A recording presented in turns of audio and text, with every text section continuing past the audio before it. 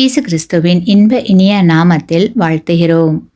இன்றைய வேத வசனம்: ஒருவர் பாரத்தை ஒருவர் சுமந்து இப்படியே கிறிஸ்துவினுடைய பிரமாணத்தை நிறைவேற்றுங்கள். கலாத்தியர் 6ஆம் அதிகாரம் 2ஆம் வசனம். Today's Bible verse: Bear one another's burdens and so fulfill the law of Christ. Galatians chapter 6 verse 2. அநேக ஆண்டுகளுக்கு முன்னால் பாரிஸில் உள்ள மிகப்பெரிய கலையரங்கத்தில் பிரசித்தி பெற்ற பாடகர் பாடுவதாக அறிவிக்கப்பட்டது. டிக்கெட் விற்பனை அமோகமாக இருந்தது. அந்த நாளில் கலையரங்கம் நிரம்பி வழிந்தது. திடீரென்று நிகழ்ச்சியின் ஒருங்கிணைப்பாளர் மேடைக்கு வந்தார். நாம் ஆவலோடு எதிர்பார்த்து கொண்டிருக்கும் பாடகர் தவிர்க்க முடியாத காரணத்தால் வர முடியவில்லை. இப்போது அவருக்கு இணையான வேறொரு பாடகர் பாடுவார் என்றதும் அங்கிருந்தவர்களுக்கு பெரிய ஏமாற்றமாக இருந்தது. வேறொரு பாடகர் பாடி முடித்தார். மக்களிடமிருந்து எந்த கரவொலியும் எழவில்லை.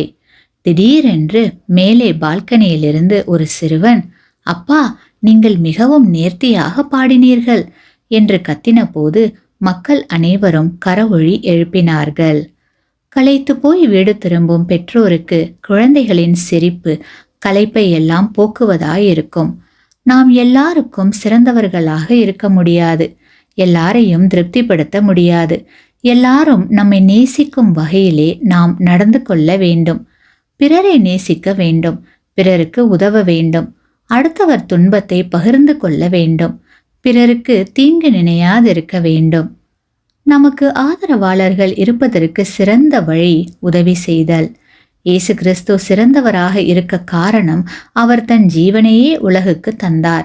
கிறிஸ்துவையும் கிறிஸ்தவ மார்க்கத்தையும் ஒழிக்க பலர் முயன்றாலும் முடியவில்லை. அதற்கு காரணம் அவருடைய அன்பு, அவர் செய்த நன்மை, அவர் நடந்து கொண்ட விதம். இவை யாவும் உலகத்தை ஈர்த்தது. கிறிஸ்துவை போல் நாமும் வாழ்ந்தால் நம்மை நேசிப்பதற்கும் 4 பேர் இருப்பார்கள். நம்மை வாழ்த்துவதற்கும் 4 பேர் இருப்பார்கள். அது நமக்கு உற்சாகத்தை கொடுக்கும். உற்சாகமும் நம்பிக்கையும் சந்தோஷமும் இல்லாமல் வாழ்க்கை இல்லை.